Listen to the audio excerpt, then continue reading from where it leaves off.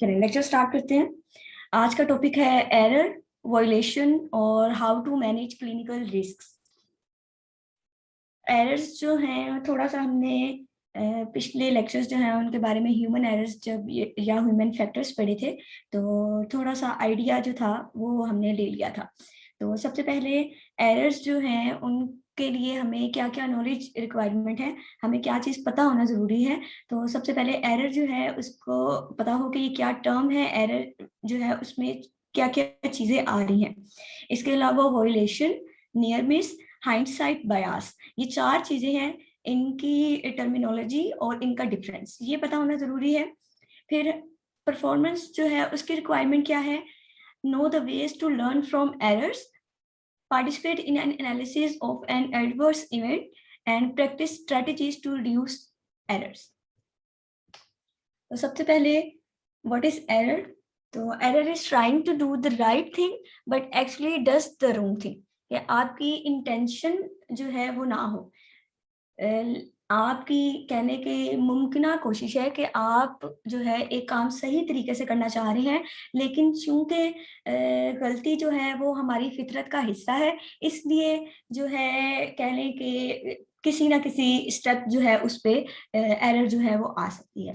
तो ये क्या है, ये प्लान्ड सीक्वेंसेस हैं ऑफ मेंटल और physical activities that fail to achieve their intended outcomes. ठीक है, लाइक जो है हमारी जो है भरपूर कोशिश के बावजूद कोई काम जो है वो बेहतर तरीके से हम ना कर सकें, या कोई ना कोई उसमें जो है गलती आ जाए, तो ये चीज जो है ये एरर है। जबकि वोइलेशन जो है ये डेलिबरेटली जो है की जाती है। वोइलेशन जो हमारी सेट गाइडलाइंस हैं या रूल्स हैं उनको हम जानबूझ के फॉलो ना करें, तो इसको वॉयलेशन कहते हैं। तो violations are errors caused by deliberate deviation from accepted protocol और स्टैंडर्ड ऑफ केयर। तो एरर जो है वो कह लें कि आप हमारी उसमें कोई जो है अपनी कोशिश मौजूद नहीं होती, एरर जो है वो हो जाती है। जबकि वॉयलेशन जो है हम जानबूझ के किसी ना किसी रूल को जो है नजरअंदाज कर देते हैं। फिर है हाइंडसाइट बयास। हाइंडसाइट बयास जो है ये एक साइकोलॉजिकल टर्म है। इसका मतलब है कि जैसे हम कहते हैं कि हमने तुक्के लगाए हैं, किसी भी काम के होने से पहले हम उसका एंड रिजल्ट या आउटकम जो है वो बता देते हैं, तो इसको हम जो है हाइंडसाइट कहते हैं। अब हाइंडसाइट जो है इसमें लाजमी नहीं है कि जो हमने तुक्का लगाया है वो सही हो, जो है वो गलत भी हो सकता है। लेकिन मोस्ट ऑफ द टाइम ऐसा होता है कि हमने कोई चीज जो है उसके बारे में कोई जो है प्रिडिक्शन की हो और वो सही हो जाए, तो इसको हम कहते हैं हाइंडसाइट बयास। जैसे हम कोई भी जो है मैच देखते हैं, क्रिकेट की एग्जांपल ले लें, तो उसको थोड़ा सा भी वो स्टार्ट हो मतलब शुरू जो है उस पे होता है स्टेप पे, तो हम कहते हैं जी टीम ए जो है वो जीतेगी। उसकी थोड़ी सी परफॉर्मेंस से कह लें या उनके एटीट्यूड से थोड़ा हमें लग रहा होता है, तो टीम ए जो है हम उसका कहते हैं कि ये जीतेगी। और at the end by chance या तुक्का लग गया आपका कि वो टीम जीत गई है, तो हम कहते हैं कि हमने पहले से जो है बता दिया था और देखा ये जो है ये हमारी प्रिडिक्शन थी। तो हाइंडसाइट बयास जो है इसका नुकसान क्या है कि हम जो है वो बहुत ज्यादा अपनी जो है फोरसाइट जो है उस पे रिलाई करना शुरू हो जाते हैं। और मेडिकल फील्ड या हेल्थ केयर जो है उसमें ये एक बहुत नुकसानदेह चीज है, हाइंडसाइट बयास जो है। हाइंडसाइट बयास जो है इसकी वजह से अगर हम जो है हेल्थ केयर फील्ड जो है उसमें ये चीज जो है वो बहुत ज्यादा इस पे रिलाई करना शुरू हो जाएंगे, तो ये हमारे जो आउटकम्स हैं उनको बुरी तरह जो है मुतासिर करेगी। तो इसलिए जरूरी है कि हाइंडसाइट बयास जो है इसको अवॉइड किया जाए, खास तौर पे हेल्थ केयर फील्ड में। इसको अवॉइड करने के लिए क्या किया जा सकता है कि प्रॉपर जो है नॉलेज हो आपके पास जो है डाटा जो मौजूद है आप उसको एग्जामिन करें, उसको एनालाइज करें, जो है उसके मुताबिक प्रोसीजर जो है उसको फॉलो करें और प्रिडिक्शंस जो हैं उनको अवॉइड करें। Then comes near miss. Near miss जो है ये कहने के नुकसान होते होते बस रह गया है। बिल्कुल चांस था कि एक जो है वो एरर या कोई जो है नुकसान रिस्क था वो होने लगा था पेशेंट को, लेकिन जो है वो नहीं हो पाया और जो है उससे हम बच गए, तो इसे नियर मिस कहते हैं। हेल्थ केयर कॉन्टेक्स्ट जो है इसमें ये सारी चीजें जो हैं, चारों टर्म्स जो हमने पढ़ी हैं ये प्रॉब्लमेटिक किस तरह हो सकती हैं। जो एरर्स हैं तो किसी भी जो है लेवल पे जब एरर होती है तो उसका जो है जो कॉन्सिक्वेंस होता है, जाहिर सी बात है उससे कोई ना कोई सिस्टम में बिगाड़ जो है वो पैदा होना है। तो हमारी जो है कोशिश फिर भी यही होनी चाहिए कि हम जो है प्रोसीजर को अच्छी तरह और विथ फुल अटेंशन जो है फॉलो करें, ताकि एरर्स जो हैं उनके चांसेस को कम किया जा सके। तो जो है वैसे एरर जो है ये इनएविटेबल है, लेकिन हमारी कोशिश है कि हमारी तवज्जो जो है उससे हम इन्हें कम कर सकें। In all other respects there is nothing unique about medical errors. बाकी सारी फील्ड्स जो हैं या और जो है लाइफ की हमारे जो कैटेगरीज हैं उनमें जिस तरह एरर्स होती हैं, इसी तरह मेडिकल एरर्स जो हैं ये भी जो है बहुत कोई यूनिक चीज नहीं है। आप कह लें कि होती रहती हैं medical errors. They are no different from the human factor problems that exist in settings outside health care. तो जिस तरह हमारी जो है आउटसाइड जो है मेडिकल फील्ड या हेल्थ केयर जो है हमें डिफरेंट प्रॉब्लम्स जो है उनका सामना करना पड़ता है, इसी तरह से मेडिकल एरर्स जो है वो है।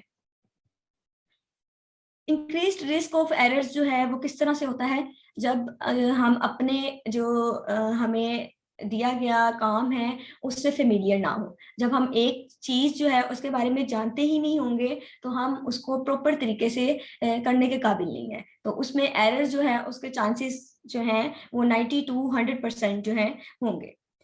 फिर है इनएक्सपीरियंस। हर चीज जो है वो जो है उसमें आपको एक्सपीरियंस जो है उसकी जरूरत है। अब एक्सपीरियंस जो है वो आपका थोड़ा सा बैकग्राउंड नॉलेज जो है वो कह लें कि आपको एक चीज के बारे में जब पहले से जो है पता होगा और उस नॉलेज को आप अप्लाई करेंगे तो फिर एरर जो है उसके चांसेस होने के जो है उसके होने के चांसेस जो है वो कम होंगे। Then shortage of time, inadequate checking और पुअर प्रोसीजर्स। तो ये सारी चीजें जो हैं ये एरर्स जो हैं उनका रिस्क जो है उसको इंक्रीज कर रही हैं, अगर हम इनमें से किसी एक पे भी जो है वो तवज्जो नहीं दे रहे या उसको हम जो है सही तरीके से नहीं करेंगे। इंडिविजुअल फैक्टर्स कौन से हैं जो कि एरर्स जो हैं उनका बाइस बनते हैं। तो लिमिटेड मेमोरी कैपेसिटी है। लिमिटेड मेमोरी कैपेसिटी किस तरह से जो है वो असरअंदाज होगी या उसकी वजूहात क्या बनेंगी। तो fatigue, stress, hunger, illness, language और कल्चरल फैक्टर्स और हैजर्डियस एटीट्यूड, ये सारी जो चीज़ें हैं ये एक इंडिविजुअल जो है उसकी पर्सनालिटी जो है उसको अफेक्ट कर रही हैं।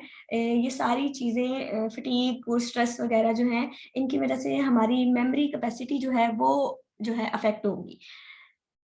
एक जो है किसी भी काम को बेहतर तरीके से करने के लिए सबसे पहले आपका by mind and by body healthy होना ज़रूरी है। तो जब तक आप एज एन इंडिविजुअल जो है फ्रेश और जो है हेल्दी नहीं होंगे तब तक आप अपना जो काम है उसे सही तरीके से नहीं कर सकते और एरर्स जो हैं उसके चांसेस जो हैं वो बढ़ जाएंगे।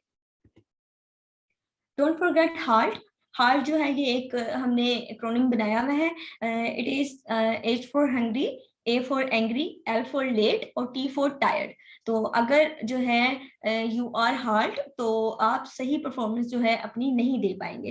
तो ये सारी चीजें जो हैं इनको फोकस करना जरूरी है बिफोर फोकसिंग ऑन वर्क और ए प्रोसेस, कि आप जो है पहले इन चीज़ों जो हैं उनको जो है प्रॉपर तरीके से देख लें और फिर जो है अपना काम शुरू करें ताकि एरर्स जो हैं उनके चांसेस कम हो जाए। फिर हमने एक ह्यूमन फैक्टर्स पढ़ते हुए चेकलिस्ट पढ़ी थी, आई एम सेफ। उसमें क्या था, ये भी इंडिविजुअल जो है आपकी फिटनेस के लिए है।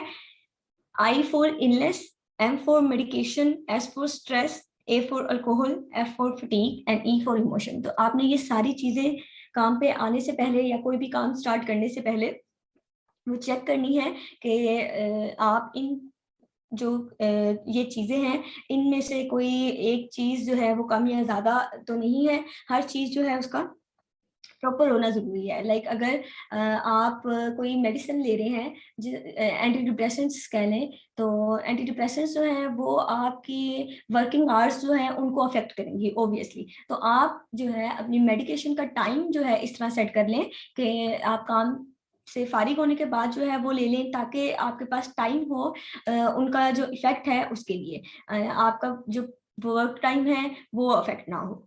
इसी तरह से स्ट्रेस, अल्कोहल, फटीग जो है इमोशंस है, ये सारी चीजें जो हैं ये आपके जो है वर्क टाइम जो है उस पर अफेक्ट नहीं होनी चाहिए। How to learn from errors. Errors जो है हम किस तरह से जो है उनको कम कर सकते हैं, कौन सी स्ट्रेटजीज हैं। तो सबसे पहले तो इंसिडेंट रिपोर्टिंग है। कोई भी एरर जब होती है तो उसको रिपोर्ट करना जरूरी है। डॉक्यूमेंटेशन जो है उसकी बहुत जरूरी है। डॉक्यूमेंटेशन का फायदा क्या होगा कि नेक्स्ट टाइम आप जो है मोहतात होंगे कि इस तरह का प्रॉब्लम जो है वो इस फील्ड या इस प्रोसेस से रिलेटेड आ सकता है, और हमने कोशिश करनी है कि नेक्स्ट टाइम ये जो एक फ्लो या प्रॉब्लम आई थी ये ना आए।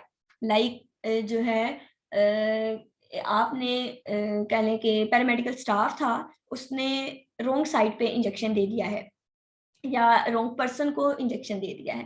तो अब आप इस इंसिडेंट जो है इसको रिपोर्ट करेंगे और इसका जो कॉज है वो रिपोर्ट करेंगे कि वजह क्या बनी थी, वेदर यू आर स्ट्रेस्ड और नॉट प्रेजेंट बाय माइंड, तो जिसकी वजह से आपने जो है लापरवाही दिखाते हुए जो है रॉन्ग पर्सन जो था उसको इंजेक्शन लगा दिया। तो इसके जो है रिपोर्ट करने का फायदा क्या होगा कि next time you will be careful. Removing error traps, तो जो है नेक्स्ट टाइम आप जो है जो भी एरर्स आ रही हैं या प्रॉब्लम्स आ रही हैं उनसे रिलेटेड वजूहात जो है उनको फोकस करेंगे। मॉनिटरिंग स्ट्रैटेजीज क्या होंगी? सबसे पहले वही एनोनिमस रिपोर्टिंग है, देन टाइमली फीडबैक, जो भी जो है एरर आई है उससे रिलेटेड जो है उसका फीडबैक जो है वो बहुत ज़रूरी है। जब उससे रिलेटेड हमारे पास एक फीडबैक जो है मौजूद होगा कि उससे कितना जो है नुकसान जो था वो हुआ है उस प्रॉब्लम से, तो हम उसको ज़्यादा फोकस करेंगे।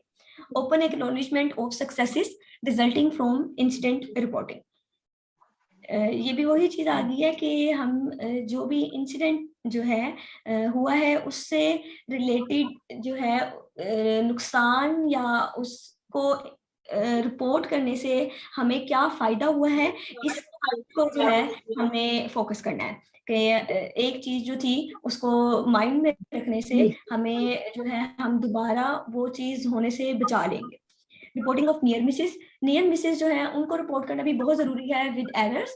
क्यों? क्योंकि नियर मिस एक ऐसी चीज है कि अगर वो हो जाती तो उससे हमें नुकसान पहुंचना था। तो एक जो है इसकी एग्जांपल आप ये ले लें कि वार्ड जो था उसमें रश बहुत ज्यादा था। पेशेंट्स जो हैं उन्हें ट्यूब्स जो हैं जैसे यूरिन बैग लगाया हुआ है। अब रश होने की वजह से या पेशेंट के ही जो रिश्तेदार थे उन्होंने जाते हुए जो है ध्यान नहीं दिया और यूरिन बैग जो है वो कह लें कि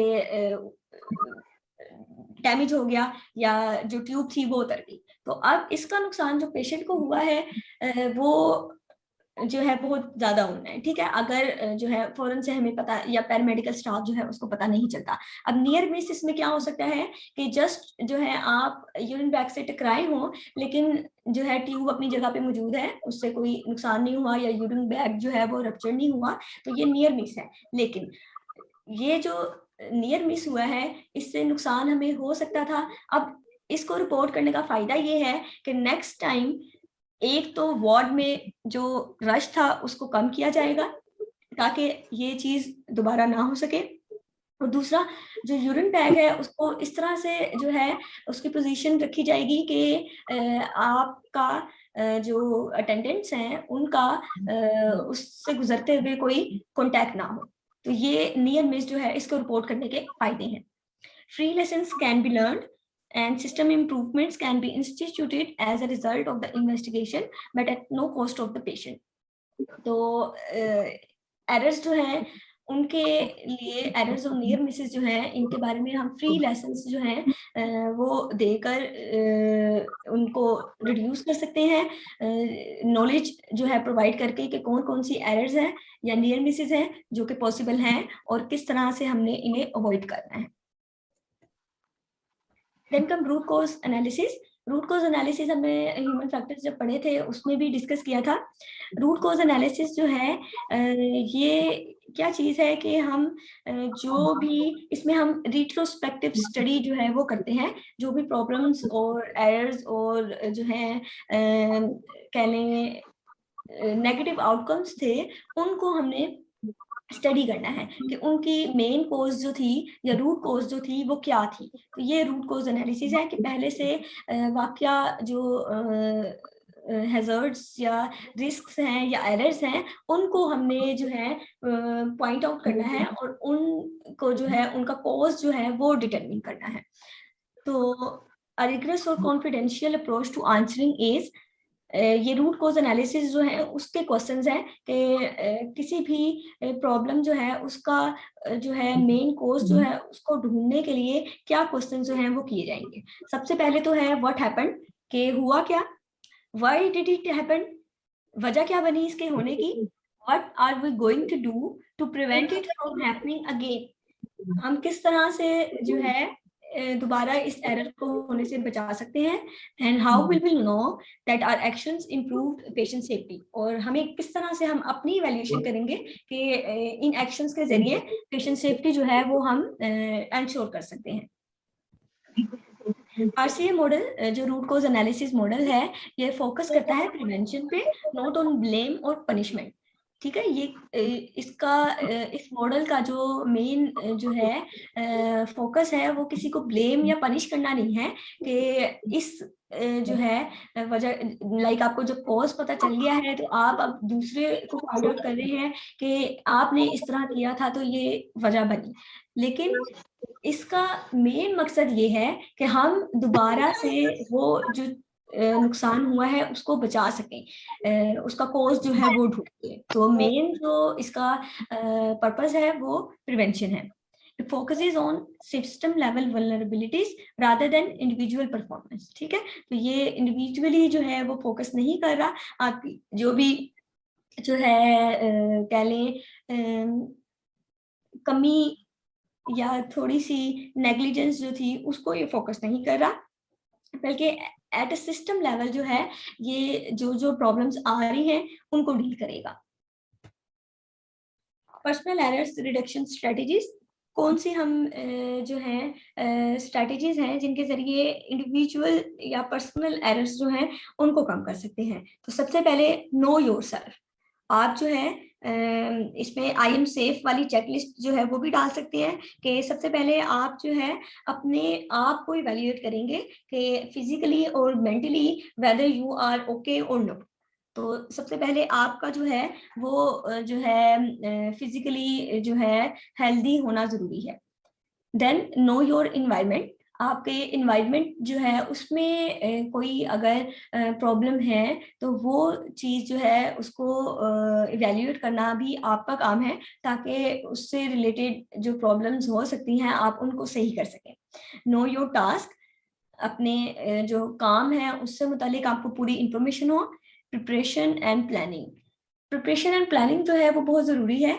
कोई भी जो है काम जो है उससे पहले प्लानिंग जो है या उसके लिए प्रिपरेशन जो है उससे फ़ायदा क्या होता है कि आप एट द टाइम जो है एक तो टाइम आपका जो होगा वो भी सेव होगा और दूसरा चांसेस ऑफ एरर्स जो है वो कम होते। लाइक बिफोर अ सर्जरी जो नर्स होती है वो सर्जन की जो ट्रे होती है उसपे सारे इंस्ट्रूमेंट्स जो हैं उनको तरतीब से रखती है, जिस तरह से यूज करना होता है उसी तरह से। स्कैल्पल है, सीजर है, और इंस्ट्रूमेंट्स हैं। तो सबसे पहले जो है स्कैल्पल रखा जाता है, क्योंकि सबसे पहले इंसिजन देंगे तो फर्दर जो है आगे ओपन करके हम उस एरिया जो है उस पर काम कर सकते हैं। तो इन चीजों को तरतीब से रखने का क्या फायदा है, एक तो टाइम बच रहा है और दूसरा ढूंढना नहीं पड़ रहा काम के वक्त कि स्कैल्पल कहाँ पे मौजूद है, सीजर कहाँ पे मौजूद है। ठीक है, ढूंढने से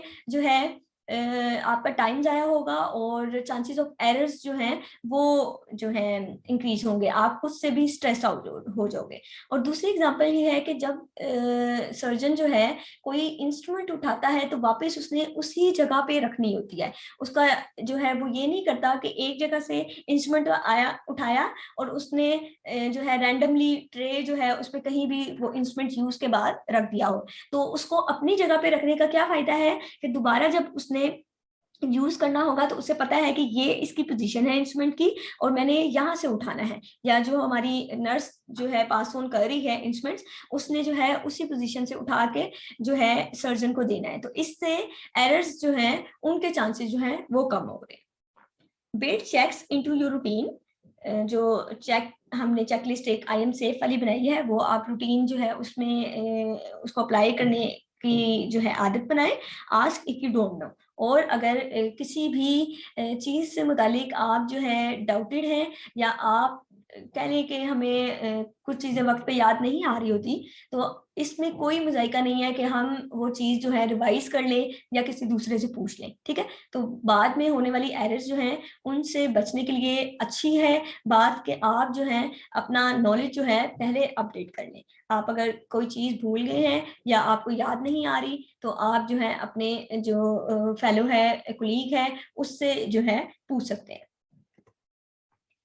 understanding and managing clinical risk.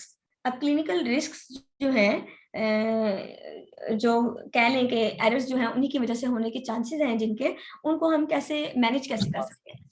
Clinical risk management specifically is concerned with improving the quality and safety of the healthcare services by identifying the circumstances and opportunities that put patients at risk of harm and acting to prevent or control those risks. तो जो हमारा main जो concern है clinical risk management से related, उसका जो है ये है कि हम पेशेंट जो है उसको सेफ्टी जो है वो प्रोवाइड करें और क्वालिटी ऑफ ट्रीटमेंट जो है वो इम्प्रूव कर सकें। Steps to manage clinical risk. सबसे पहले है identify the risk, assess the frequency and severity of the risk, reduce or eliminate the risk and cost the risk। तो किसी भी क्लिनिकल रिस्क जो है उसको मैनेज करने के लिए ये 4 स्टेप्स हैं। सबसे पहले जरूरी है कि रिस्क जो है उसको आइडेंटिफाई किया जाए कि किसी भी प्रोसीजर से रिलेटेड क्या क्या चीज होने के चांसेस हैं, किस किस चीज का रिस्क जो है वो हमारे पास मौजूद है, इवन इफ इट इज 10%, तो हमने उसको भी जो है पॉइंट आउट करना है या फोकस करना है। Then assess the frequency and speed of risk, यही के जो है उसके चांसेस या फ्रिक्वेंसी जो है वो कितनी है होने की और उसकी सिविरिटी जो है वो क्या होगी, उसका नुकसान जो है वो कितना होगा।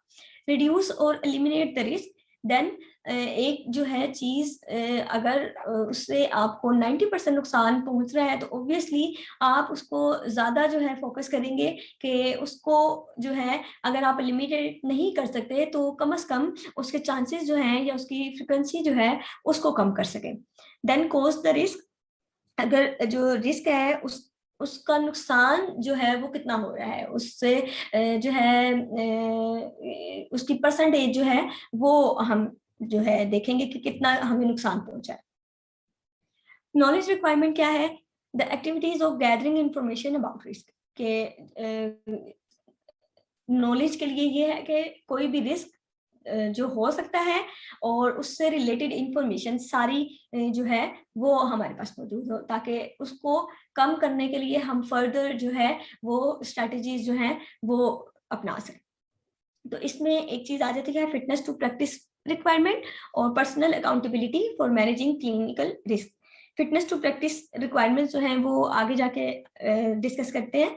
पर्सनल अकाउंटेबिलिटी है क्लिनिकल रिस्क जो है उसको मैनेज करने के लिए। परफॉर्मेंस रिक्वायरमेंट्स क्या है? सबसे पहले है how to know how to report known risks और hazards in the workplace, keep accurate and complete medical records, know when and how to ask for help from a supervisor, senior clinician, and other healthcare professionals. Participate in meetings that discuss risk management and patient safety. Respond appropriately to patients and families after an adverse event, and respond appropriately to complaints. तो ये सारी चीजें हैं जो कि जो है risk जो हैं उनको मैनेज करने के लिए जो है आप जो है अपनाएंगे। सबसे पहले जो है कोई भी जो रिस्क या हैजर्ड है उसको आप रिपोर्ट करेंगे, तो आपको पता होना चाहिए क्या स्टेप्स हैं रिपोर्ट करने के और क्या क्या पॉइंट्स हैं जिनको हमने रिपोर्ट करना है। एक्यूरेट और कंप्लीट मेडिकल रिकॉर्ड जो है वो आप लिखेंगे। इसके बाद आप अपने जो सुपरवाइजर या जो भी आपका सीनियर या अदर हेल्थ केयर प्रोफेशनल्स हैं उनसे जो है डिस्कस करेंगे। अगर आपको कोई जो है परेशानी किसी भी पॉइंट जो है उस पर आती है तो आपने उनकी हेल्प जो है वो लेनी है। डिफरेंट मीटिंग्स जो है जिसमें क्लिनिकल रिस्क मैनेजमेंट जो है या पेशेंट सेफ्टी जो है उसके लिए जो है इकदामात किए जा रहे हैं वो मीटिंग्स जो है वो अटेंड करेंगे। और पेशेंट्स जो हैं उनके रिलेटिव्स जो हैं उनको आप जो है फुली अवेयर करेंगे जो भी रिस्क और हैजर्ड्स हैं उनसे, जिनकी जितने भी चांसेस हैं उन रिस्क के होने से। और डिफरेंट कंप्लेंट्स जो है बाय पेशेंट्स और देयर फैमिलीज उनको आपने अच्छे से रिस्पॉन्ड करना है। डिफरेंट एक्टिविटीज हैं क्लिनिकल रिस्क मैनेजमेंट के लिए। इंसिडेंट सबसे पहले वही इंसिडेंट रिपोर्टिंग है या इंसिडेंट मॉनिटरिंग है। Then comes sentinel events. Sentinel events हमने पहले भी पढ़े थे। These are the most serious events like जो है फॉरेन बॉडी जो है वो आप ड्यूरिंग सर्जरी जो है वो रह जाए एब्डोमेन में, या फिर जो है रॉन्ग पार्ट ऑफ बॉडी जो है उस पर ऑपरेट कर दे, तो ये जो है ये सीरियस या सेंटिनल इवेंट्स हैं।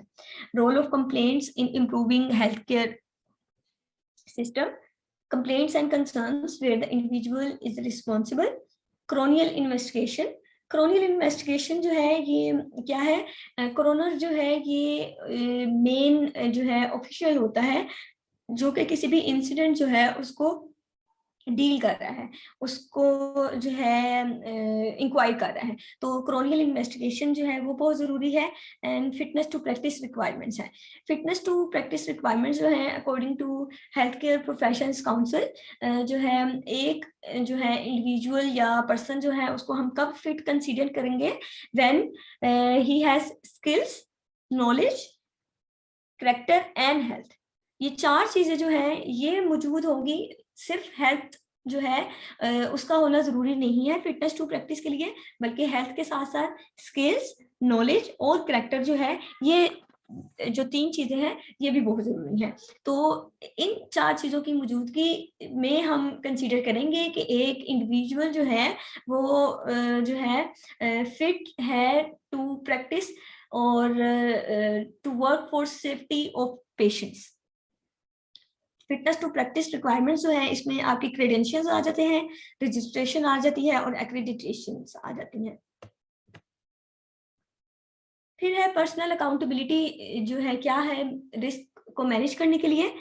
तो role of fatigue and fitness to practise, आप जो है फटीग और जो फिटनेस है वो सही होगी तो आप जो है रिस्क जो है उसको मैनेज करने के जो है कैपेबल हैं। Stress and mental health problems, work environment and organisation, supervision and communication. तो ये पर्सनल जो है फैक्टर्स हैं जो कि रिस्क जो है उसको मैनेज करने के लिए इनका जो है फिट होना जरूरी है। engaging with patients and carers, understand the ways in which patients and carers can be involved as partners in healthcare, both in preventing from harm and learning and healing from an adverse event. तो कोई भी जो event है या incident है, अगर वो हो जाता है या उसके होने के चांसेस हैं, तो ये चीज़ जो है बहुत ज़रूरी है कि पेशेंट जो है या पेशेंट के जो फैमिलीज़ हैं, उसके केयरर हैं, उनको जो है आप शामिल करें। उनको फुली अवेयर किया जाए उस चीज़ से कि इस रिस्क के इतने चांसेस हैं, या ये इवेंट जो है ये हो गया है ड्यूरिंग सर्जरी, तो अब हम इसको किस तरह से, इससे होने वाले जो नुकसान है या उसके कॉन्सिक्वेंसेस हैं, उनको कम किस तरह से कर सकते हैं। तो पेशेंट जो है उसका अवेयर होना बहुत ज़रूरी है। इसके लिए नॉलेज रिक्वायरमेंट क्या है कि आपको बेसिक कम्युनिकेशन टेक्निक्स का पता हो कि किस तरह से आपने कम्युनिकेट करना है पेशेंट जो है उसको इन्वॉल्व करने के लिए, या उसको जो है अवेयर करने के लिए रिलेटेड इवेंट जो है उससे।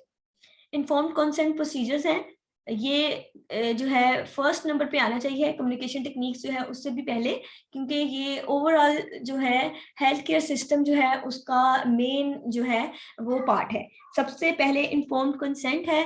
इन्फॉर्म्ड कंसेंट के बगैर कोई भी प्रोसीजर जो है वो हम किसी भी पेशेंट जो है उस पर नहीं कर सकते। तो इन्फॉर्म्ड कंसेंट जो है उसका होना बहुत ज़रूरी है। And basic open disclosure. Open disclosure जो है ये आगे हम अभी पढ़ते हैं कि क्या चीज़ है। तो ओपन डिस्क्लोजर जो है उसका जो है पता होना ज़रूरी है। परफॉर्मेंस रिक्वायरमेंट क्या है पेशेंट्स जो है उनको इन्वॉल्व करने के लिए? Actively encourages patients and carers to share information, कि जो हमारे पेशेंट्स हैं उनको हम इनकरेज करें कि वो जो भी इंफॉर्मेशन रिलेटेड जो है डिजीज या रिलेटेड मैटर जो है उससे उनके पास है, जो वेदर इट इज राइट और नो, उनके मुताबिक वो जो जो है अपने उनके कॉन्सेप्ट्स हैं वो हम उनको जो है इंकरेज करें कि वो शेयर करें।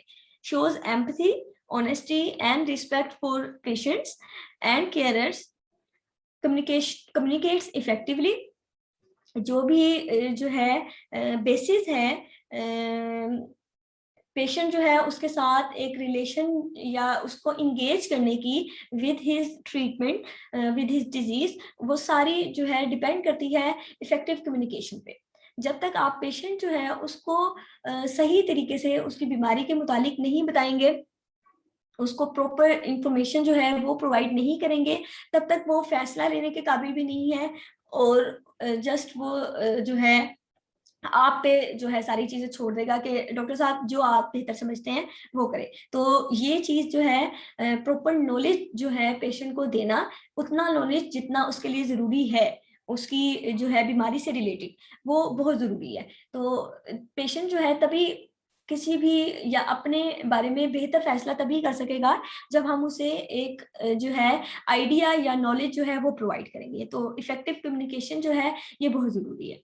ऑब्टेनिंग इन्फॉर्म्ड कंसेंट अगेन जो है, जो कह लें क्रूशल पार्ट या जो है हमारी हेल्थ केयर सिस्टम है उसका, ये इन्फॉर्म्ड कंसेंट है। इन्फॉर्म्ड कंसेंट जो है वो उसके बगैर हम कोई भी प्रोसीजर जो है वो स्टार्ट नहीं कर सकते।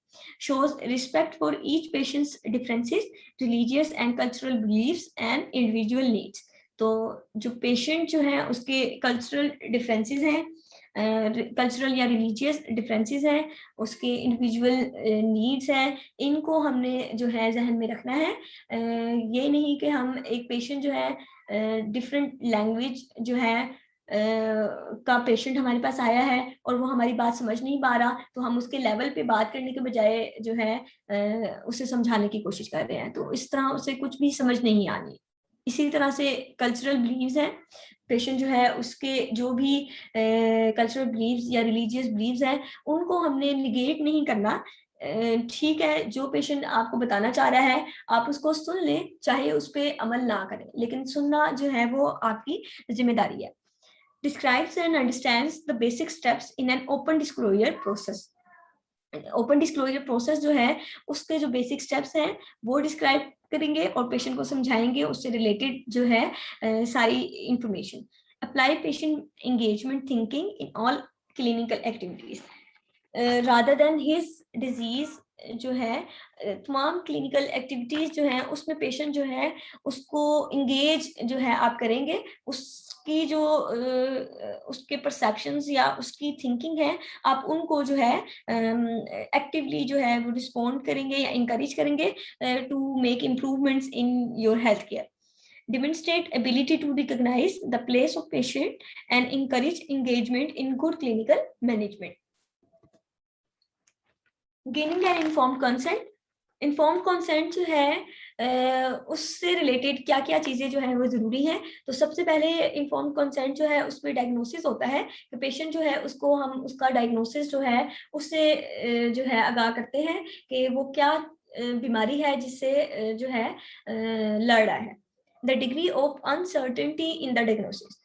उससे रिलेटेड डायग्नोसिस जो है उसकी अनसर्टेनिटी जो है वो हम डिस्कस करेंगे कि उस बीमारी में जो है क्या चांसेस हैं उससे रिकवर होने के. Risk involve in the treatment. Treatment से रिलेटेड जितने एडवर्स इफेक्ट्स या उससे रिलेटेड जो रिस्क हैं वो डिस्कस करेंगे. Benefits of treatment and the risk of not having the treatment. Treatment जो है उससे उसको करवाने से क्या फायदे हो रहे हैं या उसको ना करवाने के क्या फायदे हैं, ये चीज डिस्कस करेंगे. Information on recovery time. Recovery time से रिलेटेड इंफॉर्मेशन देंगे.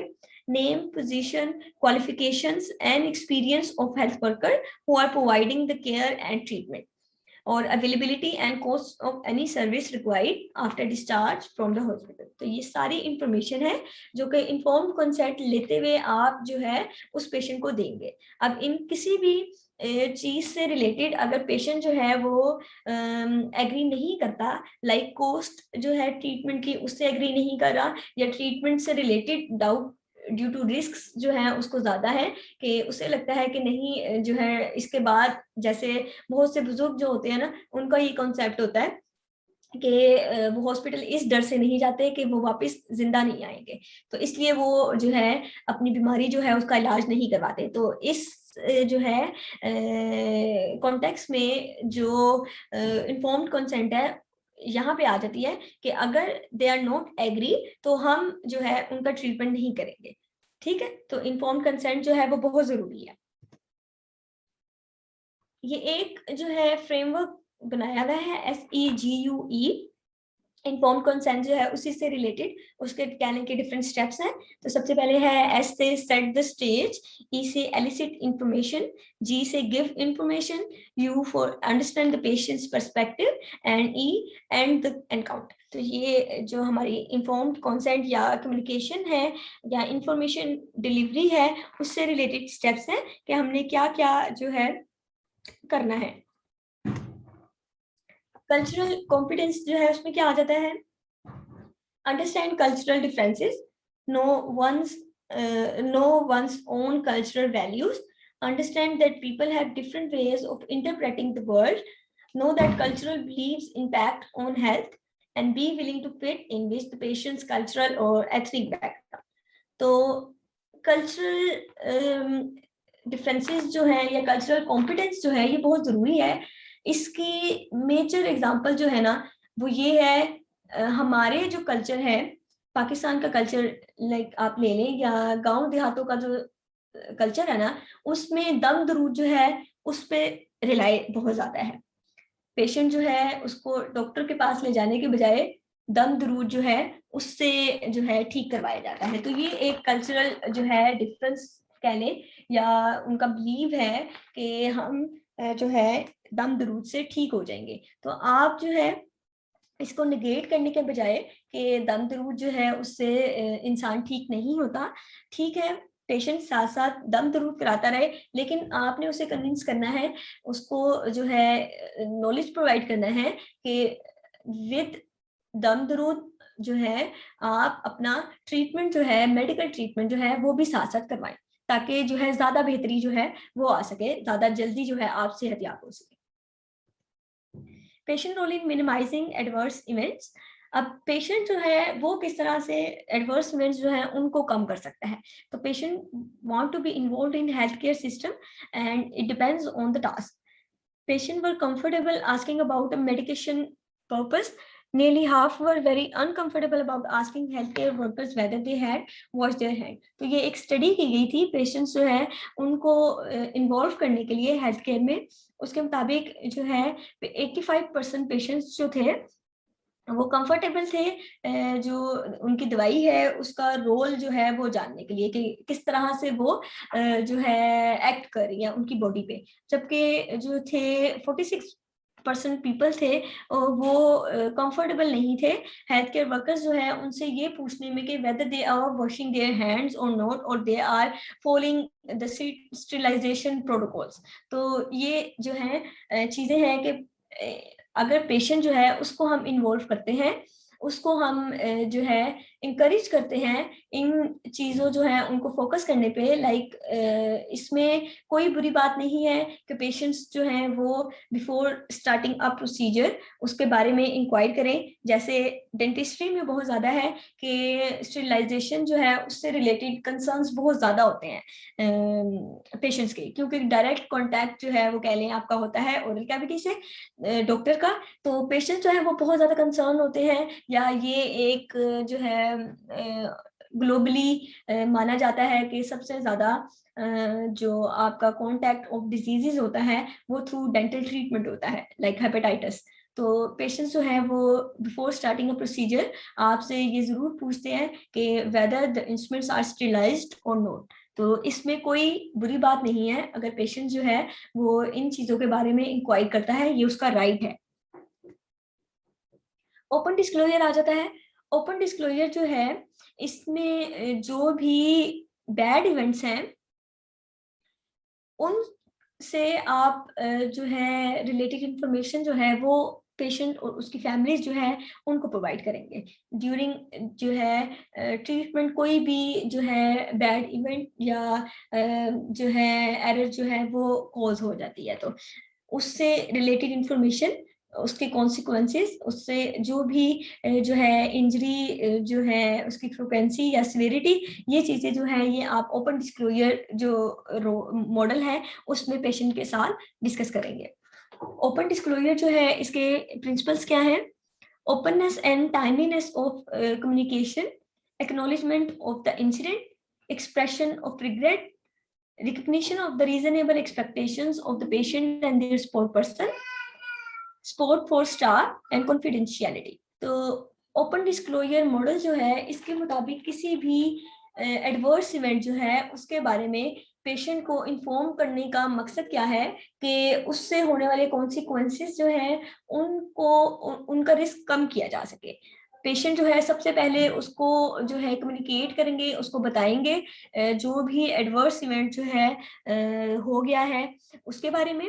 फिर उससे रिलेटेड जो इंफॉर्मेशन है वो प्रोवाइड करेंगे। देन कम्स रिग्रेट एक्सप्रेशन और अपोलॉजी, अपोलोजाइज करेंगे जो भी जो है वेदर इट हैपेंड डेलिबरेटली और नॉट। ऑब्वियसली एरर्स जो हैं वो डेलिबरेटली नहीं हुए, दे कैन हैपन, तो उसके बारे में जो है फिर भी आप जो है अपोलोजाइज करेंगे। फिर जो है पेशेंट जो है और उसकी फैमिली जो है उसका जो भी रिस्पॉन्स है मोस्टली जो है वो नेगेटिव रिस्पॉन्स होता है जब पेशेंट्स जो है उनको पता चलता है कि ये जो है एडवर्समेंट जो है वो हो चुका है, तो उससे रिलेटेड जो है आपको तैयार रहना चाहिए। Then support for staff and confidentiality, जो एडवर्स इवेंट से रिलेटेड उनका पेशेंट और उसकी फैमिली जो है उनकी जो रिएक्शन है उससे रिलेटेड जो है आप अपने स्टाफ जो है उसको जो है सपोर्ट करेंगे। जो भी इकदाम आपने उनकी सेफ्टी जो है उसके लिए करने हैं। और कॉन्फिडेंशियलिटी है पेशेंट जो है उसके अलावा आपने जो भी एडवर्स इवेंट हुआ है वो उसके बारे में किसी दूसरे पर्सन जो है उसको आगाह नहीं करना। हार्वर्ड फ्रेमवर्क, हार्वर्ड फ्रेमवर्क जो है ये जो है एक मैनेजमेंट जो है उसके लिए स्टेप्स बेसिकली है कि किस तरह से एक एडमिनिस्ट्रेशन जो है उसको जो है काम करना चाहिए। तो इसमें सबसे पहले है प्रिपेयरिंग, जो भी आउटलाइन जो है वो क्रिएट करेंगे कि आपने डिफरेंट जो है इंस्टीट्यूशन या ऑर्गेनाइजेशन जो है उसको किस तरह से चलाना है। Initialising A conversation, presenting the facts, actively listening, acknowledging whether what you have heard, responding to any question, concluding the conversation and documentation. तो सबसे पहले किसी भी जो है प्रोसेस या किसी भी जो है एक गाइडलाइन जो है या आप कह लें किसी भी सेटअप में उसके पॉइंट्स जो हैं उनमें सबसे पहले जो है उसकी प्रिपरेशन है। प्रिपरेशन जो है उसके बाद आप जो है उससे रिलेटेड जो स्टेप्स हैं उनको जो है कम्युनिकेट करेंगे, फैक्ट्स जो है उससे रिलेटेड वो प्रेजेंट करेंगे। एक्टिव लिसनिंग होगी, आप सबके जो है सबके पॉइंट ऑफ व्यू जो है उसको जो है सुनेंगे, whether they are patients और जो है आपकी सर्जिकल टीम, उनको एक्टिवली जो है आप रिस्पॉन्ड करेंगे। Acknowledge what you have heard, जो है सिर्फ आपने जो है ये नहीं करना कि एक जगह पे या मीटिंग जो है उसमें बैठे हुए हैं और चीज सुन रहे हैं, उस पर फोकस नहीं कर रहे, तो आपने एक्टिवली जो है प्रेजेंट होना आपका बहुत जरूरी है और उसको रिस्पॉन्ड करना, एक्नॉलेज करना, जो भी जो है पॉइंट्स पेश किए जा रहे हैं, रिस्पॉन्ड करेंगे टू एनी क्वेश्चन, कंक्लूड करेंगे कन्वर्सेशन को और डॉक्यूमेंट करेंगे। तो ये एक हार्वर्ड जो है उसने फ्रेमवर्क जो है वो तैयार किया था कि किस तरह से एक प्रोसेस जो है या प्रोसीजर जो है उसके लिए हमने लाइहे अमल जो है वो तैयार करना है। स्पाइक्स जो है ये एक एक्रोनिम बनाया हुआ है। पेशेंट्स जो है उनकी इन्फॉर्म कंसेंट कह लें या कम्युनिकेशन जो है उससे रिलेटेड, तो S4 है sharpen your listening skills, pay attention to patient perceptions, invite the patient to discuss details, know the facts, explore emotions and deliver empathy, and strategize next steps with patients or family। तो ये spikes जो हैं ये effective communication जो है उसमें हमारी help करते हैं। सबसे पहले जो है ज़रूरी है कि लिसनिंग स्किल्स जो हैं वो आपके अच्छे हों। पेशेंट जो है जो कुछ अपनी बीमारी जो है उससे रिलेटेड आपको बताना चाहता है, कंफर्टेबली जो है वो बताए।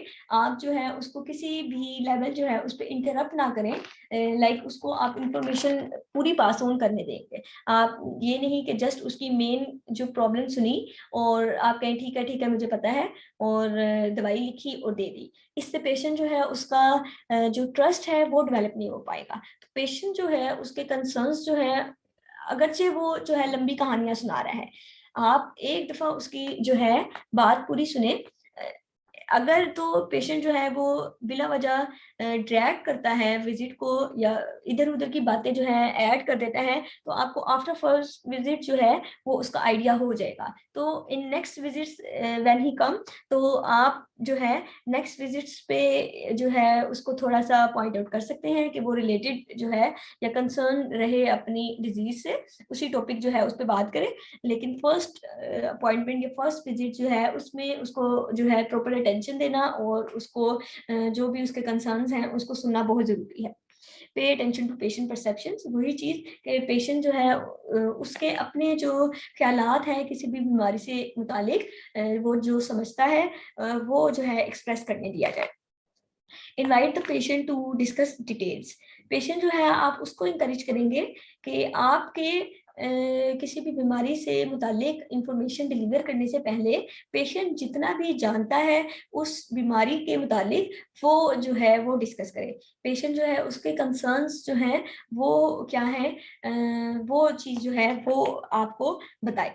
नो द फैक्ट्स, आपको रिलेटेड डिजीज जो है उससे मुतालिक प्रॉपर जो है वो नॉलेज हो। Explore emotions and deliver empathy, तो ये एक बेसिक जो है कम्युनिकेशन, इफेक्टिव कम्युनिकेशन जो है उसका स्टेप है कि आपने एम्पैथी शो करनी है पेशेंट के साथ। पेशेंट जो है उसको आपने जो है ये चीज़ जो है उसका एहसास दिलाना है कि आप जो है उसकी बात जो है उसको जो है अच्छे से सुन रहे हैं और समझ रहे हैं। उसकी फीलिंग्स जो है, उसकी जो है रिलेटेड डिजीज से, उनको आप उसी तरह से फील कर रहे हैं जो वो बताना चाह रहा है। Strategise next steps with patient और फैमिली। तो जो है, जो भी आपकी स्ट्रेटेजी है रिलेटेड ट्रीटमेंट, जो है नेक्स्ट जो है विजिट्स पे जो भी आपने करना है, वो पेशेंट और फैमिली जो है उसके साथ डिस्कस करेंगे। आज के लिए इतना ही। कोई चीज आप लोगों को समझ ना आई हो? Ma'am slide